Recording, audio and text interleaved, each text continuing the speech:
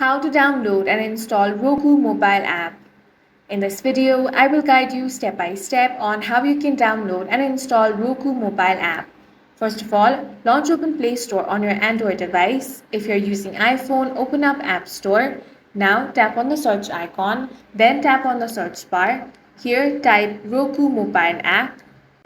Now out of the search results, this is the application you want to look for. Here, tap on the option of install. Remember that Roku app is not available in all the regions and countries. So if it is not available in yours, you won't be able to download it. But if it is, then you want to tap on the install option. Now depending on the speed of your internet, it might take some time. Once it has been downloaded, it will be automatically installed on your device. Simply open up the app, log into your account and start using it. And that's all for this video. If you found it useful, make sure to hit the like button and subscribe for more videos like this.